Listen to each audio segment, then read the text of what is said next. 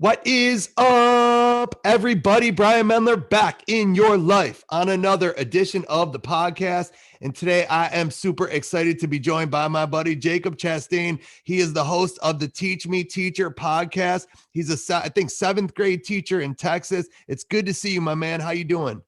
I'm excited. Glad to see you again.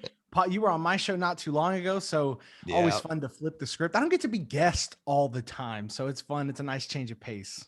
Did you get a lot of feedback from my episode? Oh, just a little, just a tiny bit of feedback. You know, what's funny though, is the initial feedback was, people, because when you're talking about COVID, you're talking about opening schools. Yeah. People are terrified. They're worried about some stuff, and fear is a hard thing to address. Even when you're face to face with someone, but if you're talking over a mic, you're talking to a camera, you're doing whatever, it can really throw people off, and people take certain things a certain way. So at first, we usually release episodes in 2 parts on Teach Me Teacher. And so that first part dropped and there was a lot of feedback. Most of it was really good. Most of them were engaging because we've made a really good internet community, but there was a lot of people who were just really negative about it. They were jumping to the same sort of responses to this, we're killing people, you can't fix death, you can fix learning, all that other stuff.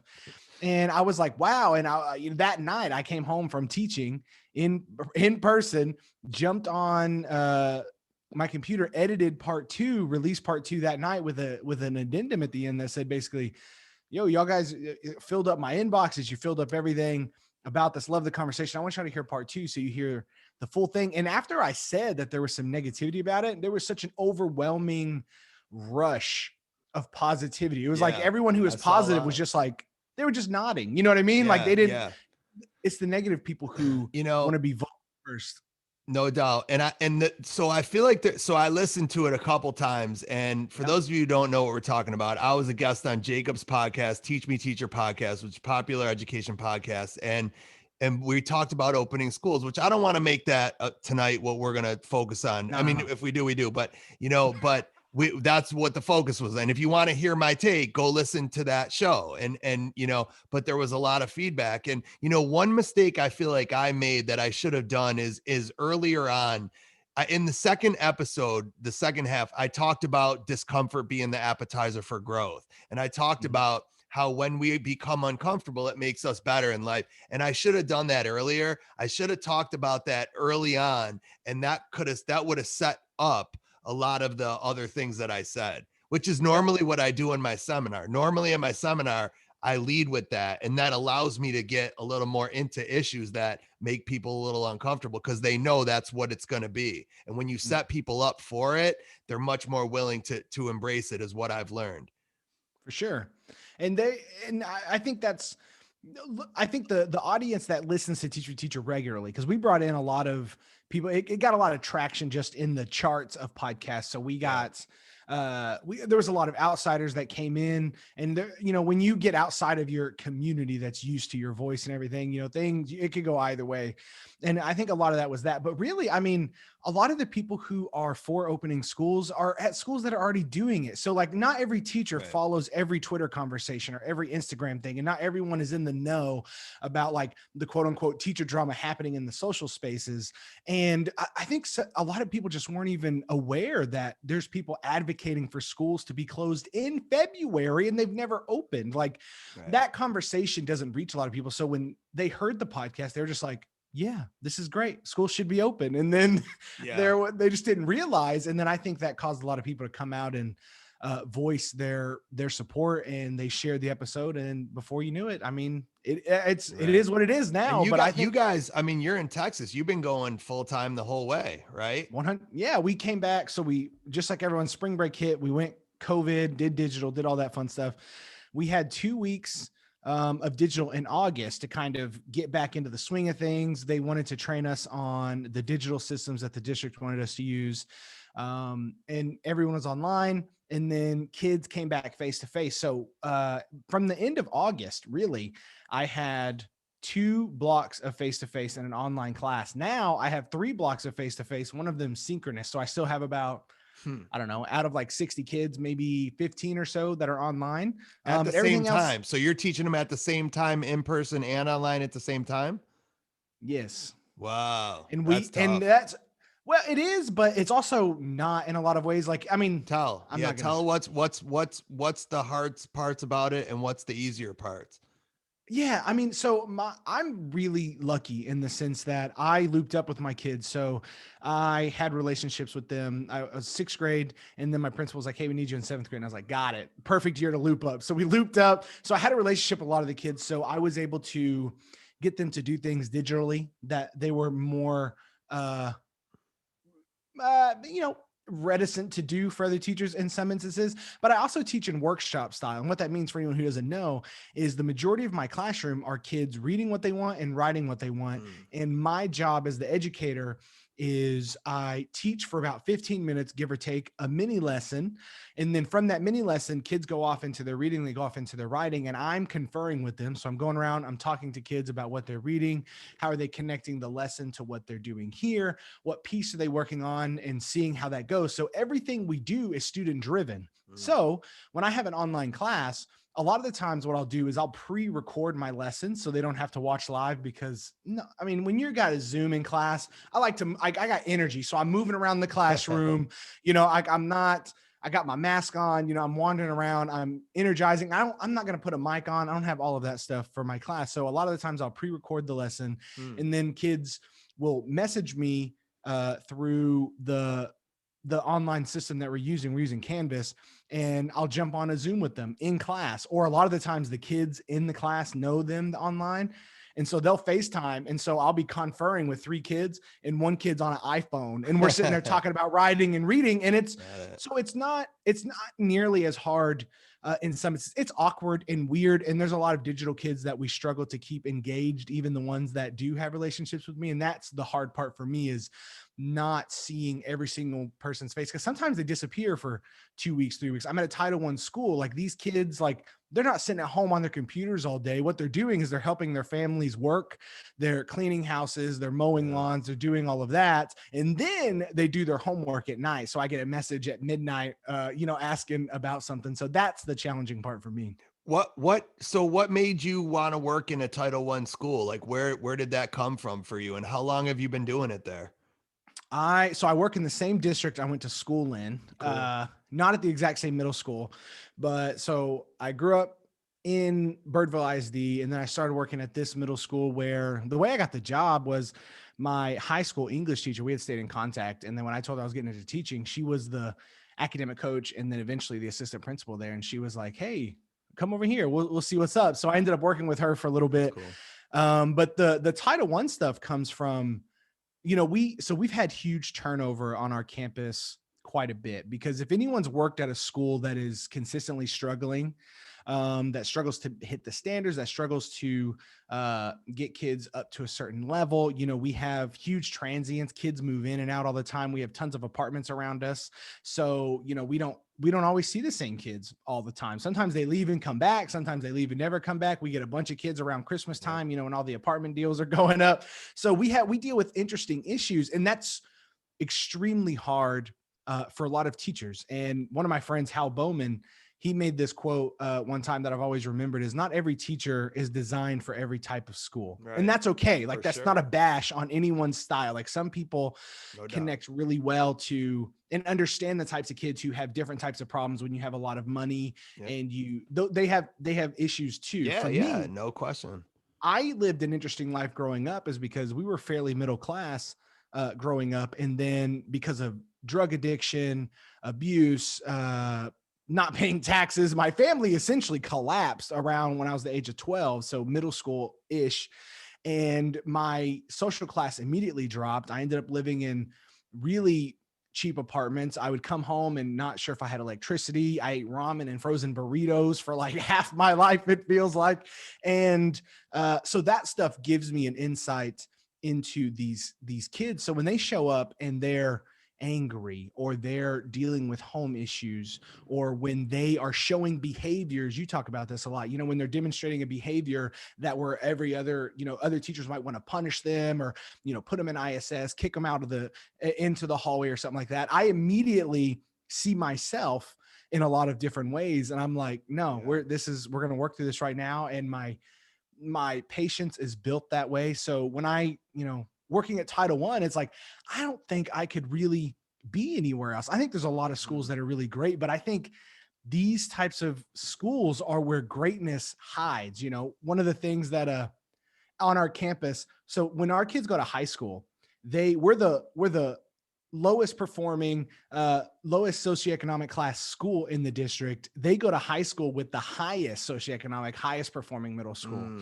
So our kids, the way I see it is, no, like if we don't put great teachers in a campus like this, they're going to go into this place of just defeat, and it's nothing against them. So like, I get fired up every day to be like, we got a job to do for these kids so they can go out and they can be competitive in this extremely, not just in high school, but, to get into college and everything else. So that's what drives me. That's what keeps me going, even during COVID craziness. Take me back a little bit though, cause you can't just gloss over that, at the age of 12, my family fell apart. Tell me a little bit more about that. Yeah. I mean, so cause you talked about that on the show when I was on with you, but we didn't get it much into it, but it was fascinating. The part that I listened that you talked about. I mean, there's a lot that goes to it. I have, my book, Teach Me Teacher, that whole book is me.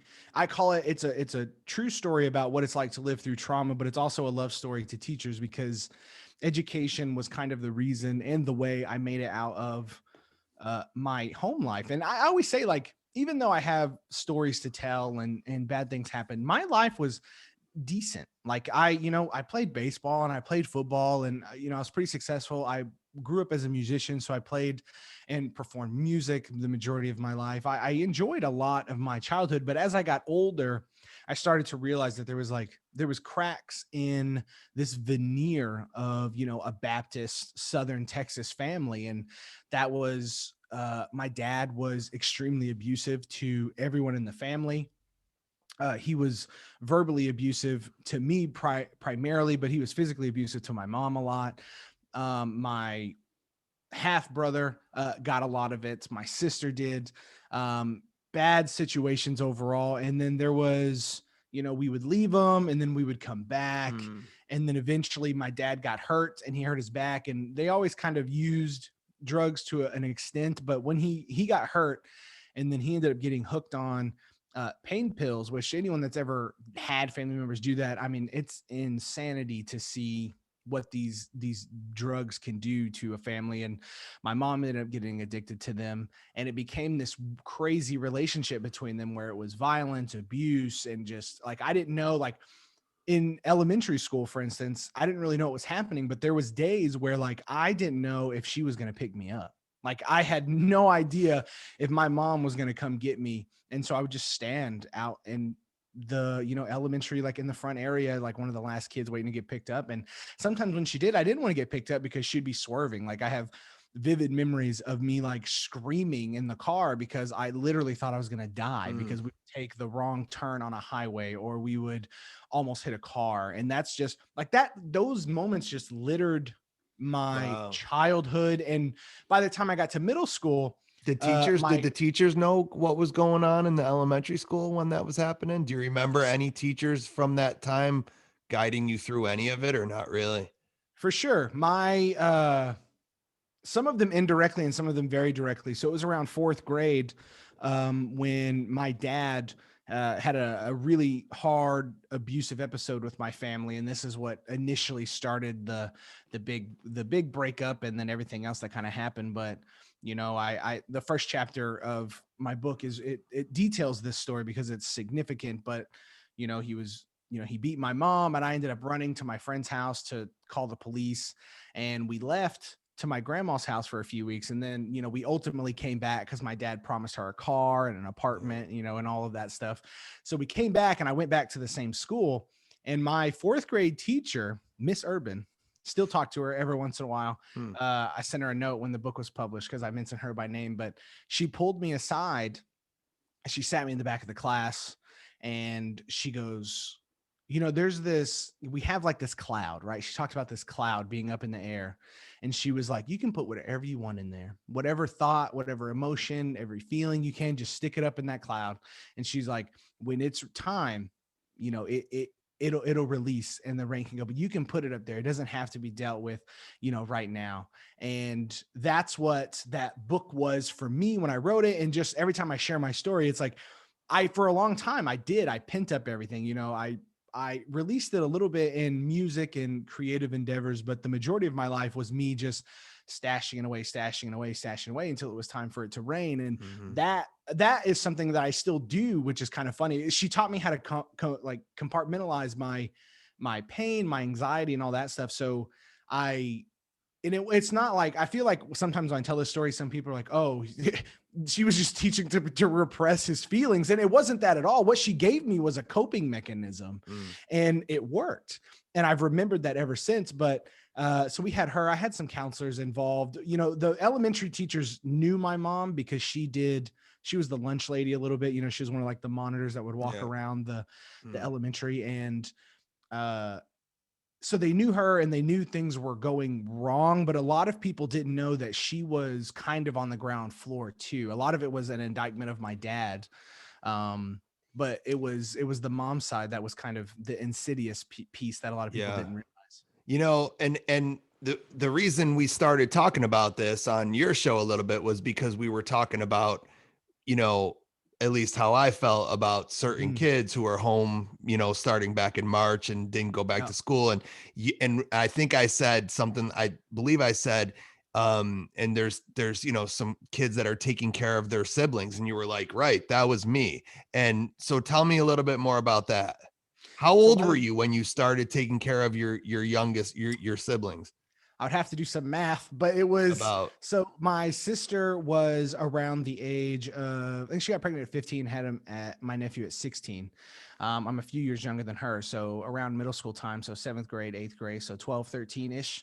So what happened was she had this kid, my nephew, and he was fantastic. And the family was around, but a 16-year-old has a kid, unless you have really good guidance, what are you going to do? You're going to keep being a 16-year-old, right? So she ended up not going to school. She ended up being homeschooled, which was just her kind of doing whatever. And she would go off with her boyfriend. And so this kid was left with, my mom to basically take care of him. And around this time, the pills were really, hitting home. They were really kind of, like, this was, the one of the more darker times. And there was times when like my mom would be so messed up on pills, my dad would be passed out or he'd be gone somewhere and no one could feed the baby. So I was sitting there, putting formula in the bottle, shaking it up, putting him to sleep. There's memories of me, like I would stay up real late because, kids wake up right in the middle of the night. So I would stay up late because I wouldn't wake up, but I would stay up late to make sure that he was taken care of if he did wake up and if my sister was gone. And one night I was sitting up, like on the couch and my mom was taking care of my nephew. And I knew, it was like they went into the bathroom and they were just in there for a long time. And I ended up going in there and checking on her. My mom's passed out on the floor pretty much. She had, basically dropped him onto the ground. Wow. And so like, I grabbed him, I put him to bed and I ended up like picking her up and putting her to bed. And that was just over and over over again until once I got to high school, I was able to like leave, friends, I didn't have a car, but friends had cars and I could do stuff like that. And then, but this was such a huge part of me growing up that like, this is the stories that are shared by so many kids. A lot of them don't know it. Like a lot of teachers don't know this. These are a lot of my students have similar stories like this, like they parents are incarcerated. They have all of this stuff. And it's like how the place where they are at sorry, that's my son. He's partying in the background. That's my wife. They're having good, fun over there. No worries. That's what happens when you do teacher podcasts. It's all good. Dude, this is the story of my life now. Like literally every time I'm doing a workshop down here, my kids will come in, they'll walk in back here and then they'll start like waving her. Yeah. They'll like drop below the chair and then peek their heads up.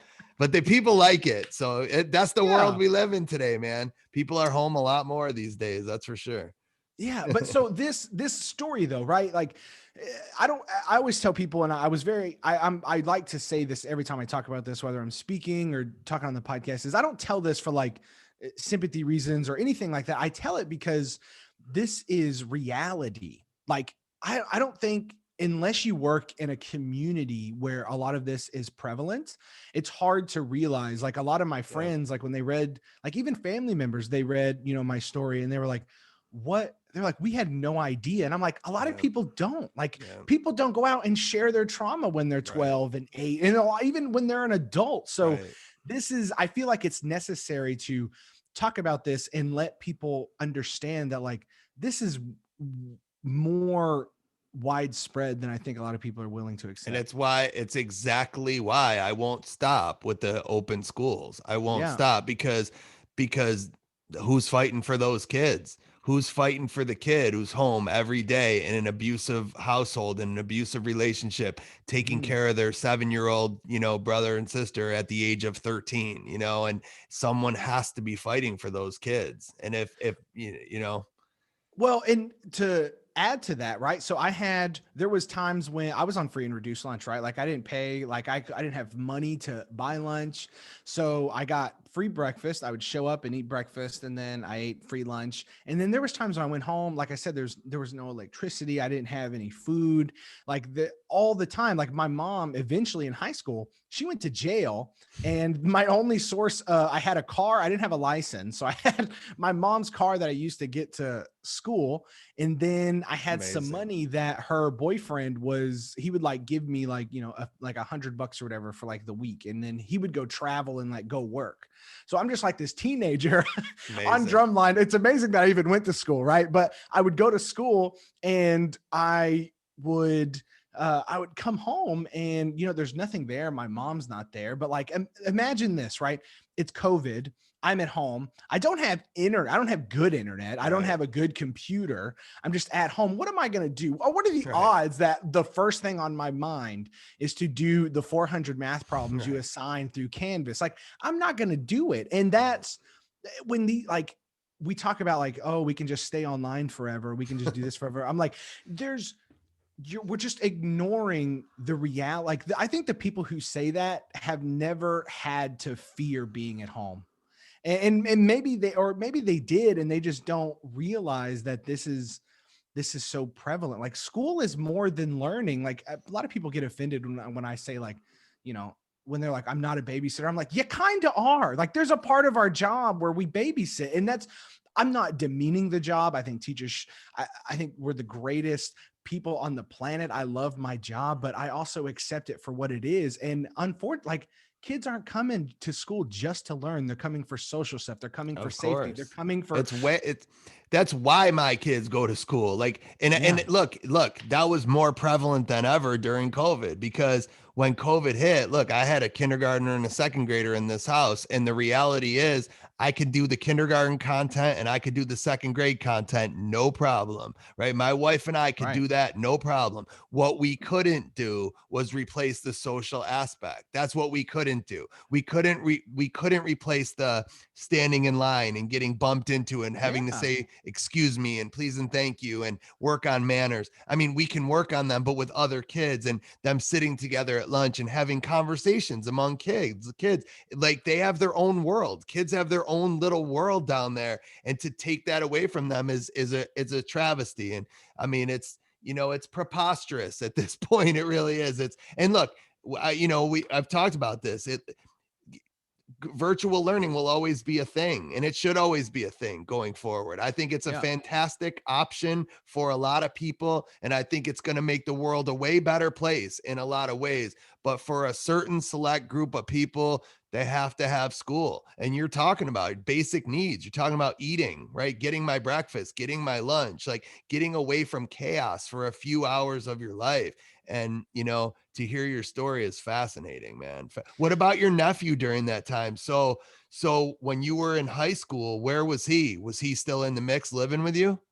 Yeah, I mean, there's a really complicated chain of events that happens through all of this, but yes and no. There was times when like my dad, it really weird. That apartment that I was talking about, living with no electricity sometimes, he ended up moving next door with my sister and them. So like this whole situation, and then she eventually had my niece. Right. So this whole situation was really strange. And I mean, this is the story of drug addiction and Yeah. abuse, which is drug addiction is insidious to its core. It affects everyone and everything that it is a part of.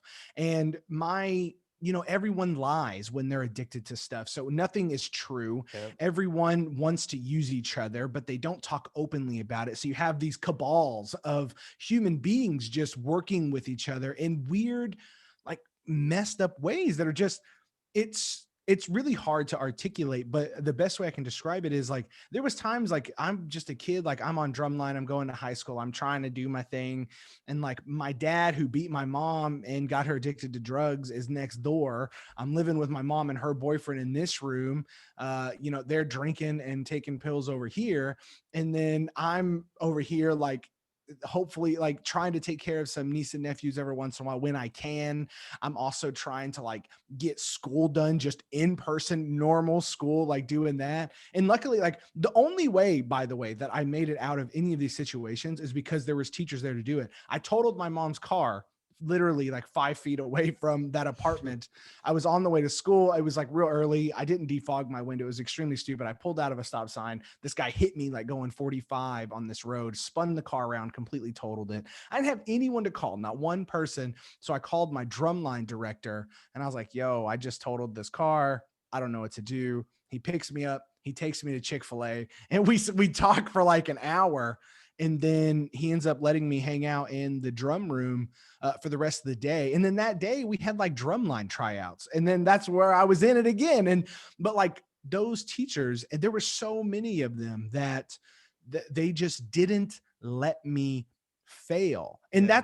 that's the role that teachers play for a lot of these kids. Like a lot of people say like we're not in charge of, teachers shouldn't be in charge of the mental well-being. We're not therapists. You don't have to be. You just got to be a good person half the time to make a difference for them. And that's what I needed. None of them were therapists. A lot of them, looking back, I'm like, man, that was weird advice. Like I don't even know, like a Right. lot of the advice they gave me wasn't even the most solid advice ever. But what they gave me were human beings that listened to me, took care of me, guided me in certain ways, and made sure I was okay. And that's all teachers need to really do in this situation. When we're talking about mental health and mental well-being of kids, being the person that they can just look to for honesty and actual guidance, like that is what teachers do. That's what mentors do. Yeah, no doubt. So from that, you're now a seventh grade teacher. How did you fill in that gap a little bit? How did you get there? And what experiences from your childhood have really helped you with your job when I now? went, when I started, like when I was so I graduated high school, bare minimum credits. I mean, we're talking like fun fact, my biology teacher at the time, and I was in biology my senior year, yes, because I failed biology. I failed a lot of classes in high school and I took a lot, the next year or in summer school. I made it through, but bare minimum GPA. I wasn't sure if I was going to college. I didn't know any of that stuff. I graduate. Well, I don't graduate at first, right in the early days. My principal, I find out that my biology teacher is not going to bump my 69 to a 70 so I can graduate. I go to the principal's office and I sit, and I'm not a bad kid. I never really got in trouble. I was kind of rebellious, but teachers liked me enough to where, I didn't get sent to the office a lot. Principal talks to me. He sets up a thing to where I go to, where they send the kids that get, suspended or whatever, out. I go to that campus. He goes, you're going to go there tomorrow morning. You're going to take this test until you pass. And that's what I did that morning. So he gave me that last chance That's basically cool. to go How pass. many times did it take? A billion, because I didn't know what I was doing. Like, I mean, and that's probably what the teacher saw. Like nothing against her. Teachers do what they want. I don't know. I think a 69 for a failure of a senior is a little harsh, but Oh, it yeah, is what it is. But of course it is. Of course, though, so obviously. That's the thing though. That's the thing. Like there's just some teachers out there that just have to be dicks. Yeah. You know, I mean, I'm not trying to like be rude, but like there's just some once in a while, like just be cool. Teachers, be cool. Like I'm I mean, not saying all the time, but for the most part, give kids a break. Give kids the benefit of the doubt in as many it's like, situations as you can. Why it's, not? it's like how often, I mean, to give a kid like a 69 on something, or even to like really fail them, like what you're telling like them is like, is as the teacher, I had no part in your Right. failure right now. It's Right. all you. And I just, Right. as an educator myself, I just never believed that. I'm like, what did I do wrong to not get you to where you could actually pass? So, and I know, you can blame kids and laziness or whatever, but I'm not in the business of blaming kids. It's So I the don't have time same. for it. It's the same with behavior. It's the same with Yeah. behavior. I It's the mean, exact same. the number one thing I teach in my seminar is that it every time that I have a problem with someone or something in my life, I'm a part of the cause of that problem. And Yeah. if all teachers and all kids look at all behaviors that way, everybody will get it figured out. But everybody likes to blame each other. Yeah. And what I say to them, I say, how many of y'all have a referral form at your school? And everybody raises their hand. And I say, how many of you have a spot on the referral form that says what the adult did wrong?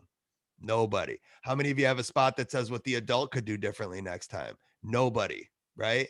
And I'm like, right. And if you, so as an administration, if you're not going to force your staff to look in the mirror, they're not going to, because there's nothing more uncomfortable than looking in the mirror. It's like Yeah. watching yourself teach. You ever watch Yeah. it or listening to yourself do a podcast, right? There's nothing Yeah. more nauseating than listening to yourself. I mean, you will pick yourself apart in so many ways. I always say, the more you watch yourself, the less you'll ever need to be evaluated by an administrator, because Yeah. you will destroy your own self and be so critical of yourself, and in a way that's kind of good.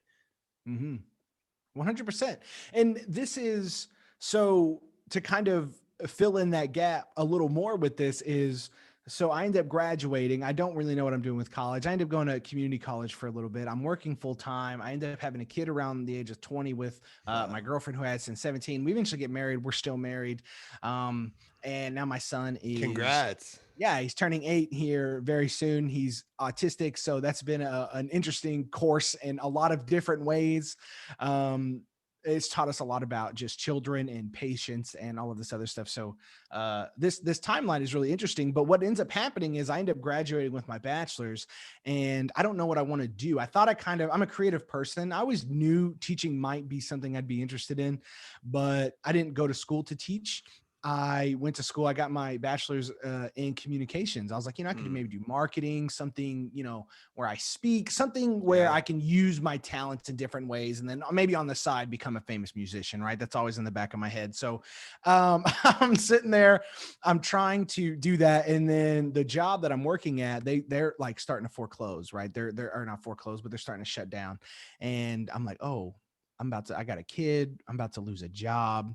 So I call my high school English teacher that I stayed in contact with, Stacy Hammer, who is my life mentor, whether she likes it or not. And we still talk all the time, but I called her and I was like, hey, I'm kind of losing my job. I know I don't have my degree yet. Is there any way I can get just started like into teaching, to like dip my toes in, to kind of practice while I work on getting certified and stuff? And she goes, she kind of gave me the lowdown of maybe, starting to sub and stuff like that. And then what eventually happened is I go into kind of this interview for maybe an educational assistant position. And, in the state of Texas, if you graduate with a certain GPA in your bachelor's, you can take a certification test. So what I did, and what they talked me into, was I went and joined an alternative certification program, took all my cert tests right before everything happened, passed them all. And then they hired me as a history teacher right then with a probationary certificate. So here I am, starting with a teacher salary, never stepped foot in a classroom. 3 weeks later, I'm standing in front of 8th graders in a brand new portable teaching U.S. history, not knowing anything that I am going to do. What'd you do that first day? Do you remember what you did the first day? Oh man, I always wonder that, because the first day is just like crazy. So in my head, I love politics. It's like my sports. I watch baseball a little bit, but politics are really my sports. And I know it's a horrible time to say that because everyone is tired of politics, but I really do like it. But I remember dreaming about this, like with my wife, I was like, man, what kind of teacher do I want to be? And, when you're a first year teacher and I didn't go to school for it either. So you have, every bad vision of what teaching is based on movies, based on how I was taught. Right. So every bad thing that gets us into teaching, I was thinking about, and I was like, you know what? We're going to have debates and we're going to talk about the big topics and we're always going to do this. And I think you can do that. But as a new teacher with no classroom management with a bunch of eighth graders, I had this basketball goal and I wanted it to be like something like take your shot. I forget what I called it, but it was basically like, if you want to stand up and speak your mind, you take your shot. So this ended up turning into a bunch of teenagers just shooting the basketball in my classroom. And I'm sitting there, I didn't lose complete control, but it was a hot mess for definitely that first day. And I do remember this at the end of that first day. We were sitting there and I was like, holy crap, what am I going to do for day 2? Like, I was just like, oh, like this is something I I'm going to have to know. do. But what ended up happening that first year is I was horrible, right? Like I'm always honest about this because I have watched new teachers come in and be amazing and they're freaks. Most of us are awful when we step into that classroom at first. And I was the worst of the worst. I didn't have any classroom management. I had sit and get, I taught history the way no one should teach history, which is stand up, read off a PowerPoint that I concocted by reading the textbook, and I had them copy notes. I mean, snooze, drool. No wonder they didn't want to do anything. But what I did learn that year was that I had a capacity to relate to the kids based on their stories. So what I ended up doing at a very early stage was like, I would sit with them. Like I saw a lot of teachers like at desks and stuff. And I was like, why? Like, I don't want to be at my desk. I want to sit with them and talk with them. So they might've not have learned a lot, but I ended up learning a lot about just them and my ability to relate. And I think that really was kind of setting the foundation for what I do now, which is pure workshop. But after that, after my first year in social studies, my teacher or the principal came to me and were like, hey, we need an English teacher. And we heard that you'd be interested in doing that. So I jumped to 6th grade English. And then that's what I did up until I became a literacy coach. And now I teach 7th. So it was a wild ride. It's weird thinking about that far, but it was strange No times. doubt. It's interesting though that you say that about, going and sitting with the kids. Cause that was for me too. I felt the same way. Like there was a lot of days as a teacher where from a content standpoint, I didn't really know what the heck I was doing. Like I would battle through it. You know what I mean? Like I've always struggled in school. I've always struggled with reading. I've always struggled with understanding. I've struggled with comprehension, right? I can read something, but it takes me a minute to really think about it and process it. But when it came to relating to kids, it was like just this natural just thing. And that's what I love to do. That's what I love. I didn't love the content part. I really didn't. Like I loved the kid part, the part of, getting to hang out and talk to them and find out about their weekend and help them through issues with their girlfriend or their boyfriend or, just whatever world, just diving into their world. And, and for me, and that when you said earlier, not that like there's different jobs for different people in education. And that's why I gravitated to self-contained special ed, because that when self-contained, that's the foundation. The foundation of the job is just connect with kids, work in a little bit of math when you can, work in a little bit of social studies when you can. But the foundation was always caring. The foundation was manners and teaching kids about life. And for me, though, that was always the most fun part of the job. Yeah. And that's, I mean, in my work now. So, when I went to English, I didn't know how to teach English either. Right. I was a 2nd-year teacher and still really didn't know what to do. And anyone that's been in teaching knows that like training is sometimes you get good training. Most of the times you don't. So you kind of have to just sink or swim. And luckily I'm an avid reader. I got really obsessed with teaching, first year was kind of a whirlwind. 2nd year, I was like, oh, I think I can do this. And then third year is when I won teacher of the year at my campus. And then really everything kind of started clicking. But it was my ability to reach out and talk to other educators. I was like, you are better than me. Please tell me. I want to watch you. And like, I was willing to let people come into my room and point out what I was doing wrong. And I never took anything personal. And that skill, I didn't know that skill set was valuable in teaching until later. I realized that the way, and I watched other people not benefit this much, Right. where they take everything personally and they Right. think a comment on how you could have done a structure differently is an attack on them as a person. And it's just not. It's like Right. teaching's hard, and there's a skill and there's an art to it, but you can get better. But it's like, how much work are you willing to put in to get better? Because you will get as good as the work that you put in. And a lot of people aren't willing to put in the work to I know. make a classroom where someone walks in. Like when I want any administrator, any point in my day, when they walk in my room, I want them to go, wow. Like I want them to Right. be blown away. And Right. not every day is perfect, but that's my goal Right. 100% of the time. And that Always. took work. It took work. Always. And that's always the goal, no matter what you're teaching, right? I feel Yeah. the same way. Like when I'm doing staff development, the more the merrier. Like bring people Yeah. in. How many people can you get to come watch is always my mindset. And that has to be the mindset, right? The Yep. mindset has to be that no, I don't get to have a bad day. Like, okay, am I going to have bad days? Yes. Am I allowed to tell myself it's okay? No. Like it's not, I'm not allowed to tell myself that. Like I don't like when I have to tell myself, that this kid showed up today, for me to give every ounce of energy that I have. And of course I'm going to struggle sometimes, but I'm not okay with it when I do. Like I'm annoyed at myself when I don't have a good performance or a good outing. And and I've always felt that way. And I think not just in teaching, I feel like in life, and it's transfers over. And it's so interesting you say that, because I agree. And I wonder what that is though. Like what is it about people sometimes in our profession that makes it where it's so hard for them to get criticized or to get feedback? I think sometimes we live our lives being viewed as the expert, right? We have all Yeah. these kids constantly asking our opinion and we're grading other people, that it's hard to flip that around and put yourself in the role of the receiving end. I don't know. Yeah. Well, I struggled with this as a literacy coach. So when I won teacher of the year, we do this, our district does this really cool thing where it's like a big, dinner, and you can invite people and you have a big table that you share with everyone else. And they get videos from kids talking about you. I mean, it's a really cool thing that they do. And at that, another middle school basically saw my video, kind of heard my story a little bit that I shared on there.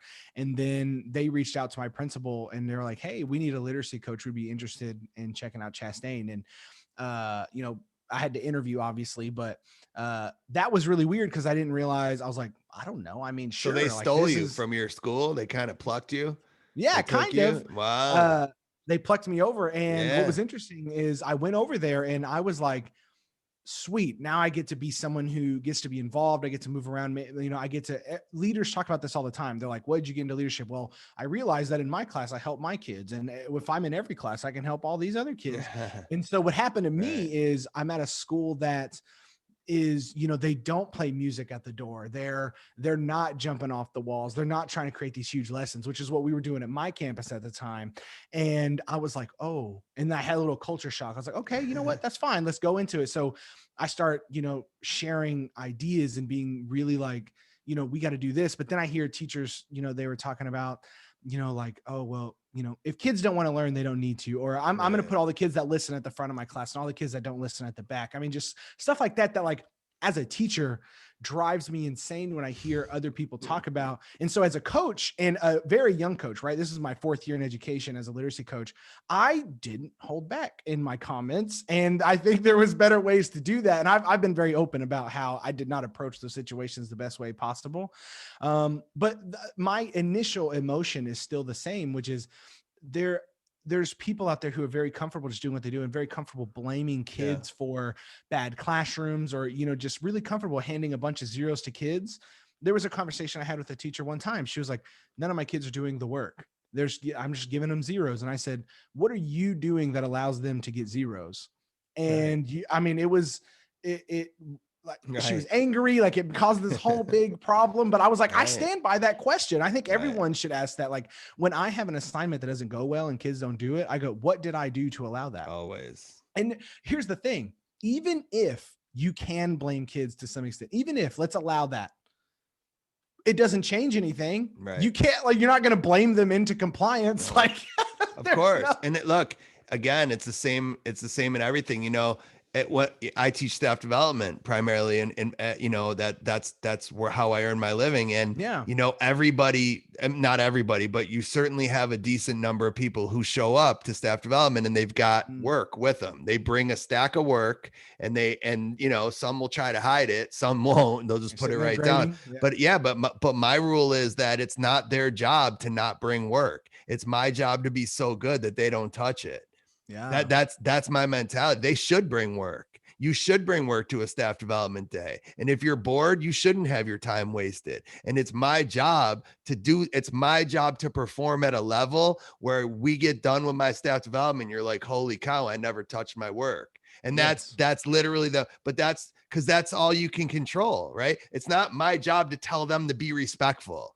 It's not. It's my job to be so good that they can't help but be respectful. That's the Yes. mindset to take. And why not take that mindset? And with that mindset, it will push you to places that you probably didn't think you could go. Mhm. Well, and the interesting part about this is, so what I got from literacy coaching was, you know, not everything was a failure. There were some wins. I ended up, what's funny is I missed the class so much. I went to my principal and I said, give me a class. I want to teach one block. So as a literacy coach, the only coach in the district that did this, I had a class of kids at the end of the day that I absolutely loved. And we took this busted they were like, okay, let's pick a room. I was like, give me this crappy portable out here. And so me and my wife on our own dime repainted this whole thing. We made it nice and neat. We put up, you know, lights, and I did. I'm a big fan of the Ron Clark Academy's housing system that they do. And I went and I looked at all the ethnicities and backgrounds of the students I was getting. I was getting about 20, and I looked up their backgrounds. So I made houses of each of them based on their kind of where my kids were from in the world, like their family and their culture and stuff. And we used their language, and it was like a lion and a hawk and stuff. And they had different colors, and I welcomed them in with music, and I had lights. I had like all this stuff, you know, and to tell the kids that they're in my class, because I knew they'd be kind of bummed, right? Because they're leaving their English class because I poached them from other classes. Mm-hmm. So we got these little gold boxes. This was my wife's idea, so she's the genius person. But we got these gold boxes, and then we put a little note in there that said, "You've been chosen." We didn't say what for, right? So at lunch, they were calling these out, and sometimes we'd go into their classrooms and hand them to them. And so all these kids were like freaking out at this campus, like, "What are we chosen for?" You know, it was like this big buzz, and everyone was super excited. And eventually they found out it was an English class, and, you know, they're like, "Oh, it's just English." But then, you know, when they walked in, it was like they heard the music, they saw my energy. You know, I do a lot of call-in responses. So they were super excited about all of that. And then I got this buy-in from all of these kids who they were already, a lot of them were so, they were so like not into their schooling. You know what I mean? Like they were in classes that weren't doing that. And that was super exciting to do, is because I got to do something interesting. I was the guy, we were out like the trailer park of the, you know, the, the portable. So I would open my door, blasting music, and all these teachers are just walking by, you know, looking around. And I'm like, this is what you do. And so it was hilarious to be like this huge outlier. But what I got to do as a literacy coach is I got to see a lot of classes that I didn't like, but I also got to see a lot that I really enjoyed in like math. And that'll make you good quick. I mean, that'll make you good quick. That's how I got good quick, because I taught self-contained for part of the day, but I did inclusion the rest of the day. And I would go to 3 or 4 classes in a day with the same kids. So I would go with the same kid to first period to one teacher, and they'd be perfectly well behaved. Second period, they're a total disaster. And I'd be sitting there watching going, well, what's that one doing that one isn't doing? And I felt like in 9 years, I got like 30 years of experience, because I just felt like I was so often watching what other people did. I say all the time in my seminar, I was very lucky, I feel, in my career to have had that experience, to get to watch, because you learn a lot. Sometimes you learn you learn what not to do more than you learn what to do, which is pretty fascinating. Yeah. And what's cool is I had the freedom to, like, I went and visited like a bunch of elementary schools. I'd never set foot in an elementary. So I watched a bunch of 5th grade classrooms. That's cool. And I watched some great teachers, some great 5th grade teachers that were amazing. And I was like, this is awesome. I want to be Like, so I went, so basically what I ended up doing is I kind of shopped around. When I would visit other schools, I'd be like, hey, I'm probably going to leave this year as a literacy coach. You need an English teacher next year. And they're like, yeah. And then my home campus, the one that I got hired at, basically they're like, hey, you can come back and get this exact position back. And I was like, done. And so I went back. Good. I went back home. That's where I'm still at, but I went back armed with all of this information. I grew up a lot in a year, cool. being admin and hearing the inside talk of principals and stuff like that. That informed a lot of my decisions. But when I came back, and ever since, I feel like I have just been on fire, and I just can't get enough of this workshop format. I mean, there is nothing compared to where kids show up. Not only are they running to my door because we got music playing and we're dancing in the hallways, even with mask on in COVID era, man, it's going, we're putting hand sanitizer in their hand when they walk in, but we're still living up the life. But they come in and they're like, these kids aren't going to have any skin left at some point. The amount of hand sanitizer they put on, it's unbelievable. My kids all day with the hand sanitizer. I know they're getting like madness. Raw, right? Dude, but madness.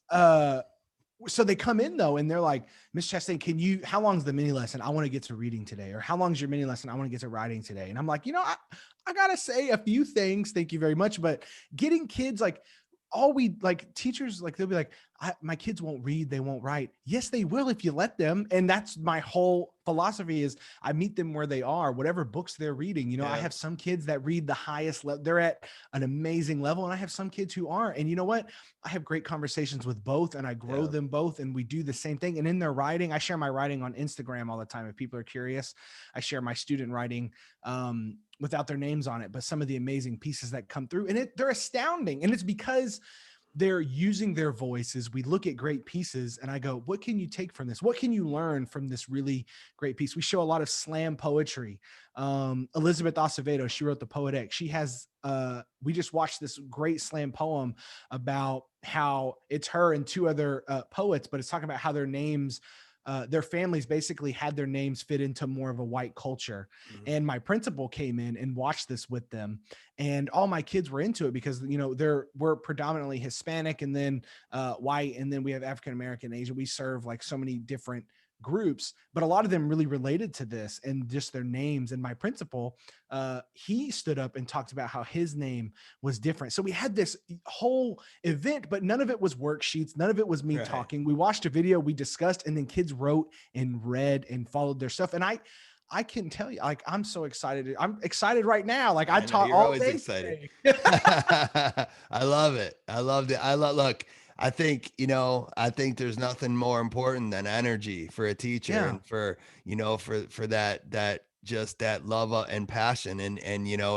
it drips off you, man. And I appreciate that. And it's fun to talk to you. It's fun to get to know you a little bit better. We got to wrap up in a minute. Any last bit of knowledge or advice you want to leave for people? And by the way, we'll do this again, because I got a lot more questions. I do. I want to talk about your son a little bit more and get into that and just hear a little bit more about your life. It's fascinating. But any last bit of knowledge for tonight? Yeah, I mean, here's the thing. I'm other than open schools. Yeah, right. People are so sick of me saying this, dude. I don't care, y'all. I'm gonna keep saying it. You know what's so funny? I've been beating the drum over there on Twitter. So I know you have. Amen. Welcome. Welcome. Someone's got to listen, dude.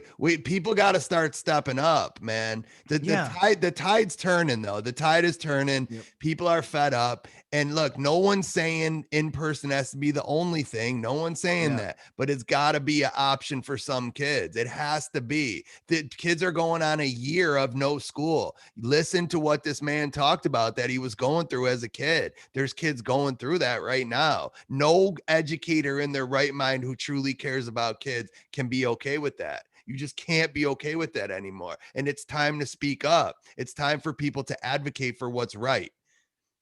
Well, and the people who, like a lot of them on this. I know it'll be another 2 hours. And one of the people that I find that are most able to say schools can be closed or whatever, they're usually people that can take care of their kids at home, right? So they're like, yes, we can do this. Like, this isn't something else. Like, it's very hard. And we can pay homage to this all we want, but it's extremely hard to have real empathy and to really put yourself in someone's shoes that you've never done it before. Like a lot of people don't know what it's like to watch your mom get beat, thrown into a couch, and then as a 12-year-old not know what to do. Like people don't know what it's like to be terrified to get into a car because your mom might run into a different person because you're just like that. Those stories, like, and it's the same way. Like a lot of people don't understand like what it's like when people are like, oh, we're not racist anymore. If you listen to the people that are telling you these stories, you know, we have to listen to the people that live these experiences, and we have to listen to our kids and humanize their experiences, because they're not just the kids don't show up to, and no matter how great your lesson is, they're not showing up to learn and to do this. They're showing up for a variety of reasons, and sometimes they are showing up for you. But I guarantee you, my kids might love my classroom. If I sat here and said they loved every lesson I did and everything, like, it's not going to happen. They love that space because it's comfortable.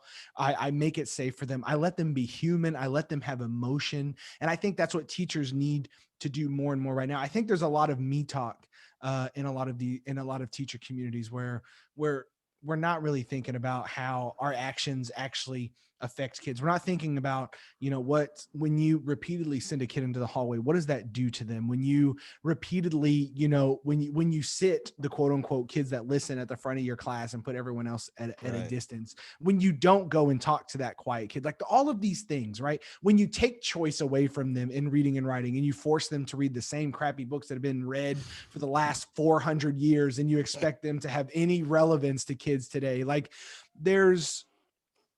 all of these choices that we make, a lot of them we make because we're set in our ways. We're like, this should how it be. You know what? I think we should ask the kids what they want more often and listen to what they say. And I got to tell you this, and back on the open schools thing, just as a closer, is every kid that's ever been quarantined that is in person. So when there's a COVID case or they get exposed or something like that, most of it aren't even COVID cases. It's an exposure of some kind. So they have to quarantine according to the law. So they go home. It's so dumb by now. So you have these. Yeah. Well, so you have these athletics kids, they go home. Every single one of them are angry because they don't want to go home for 2 weeks, because they don't learn online. They don't get this. I'm telling you, they should just go to Costco, go to Home Depot, go to CVS, go to Lowe's. I mean, why just because there's no laws against going there? I mean, come on already with this. Get me started. Hey, listen, brother, I appreciate it, man. It was fun. It's always great to have you. You always perform, man. You always perform. Everybody check out his podcast, Teach Me Teacher, the book. And the book, yes, Amazon, Barnes and Noble, wherever you want it. There you go. What's it called? Tell everybody the title. Teach Me Teacher. Same book, same podcast, same time.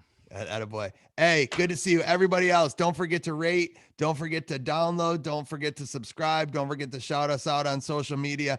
I will be back with you same time next week. Until then, I say peace. Boom. I'm out of here.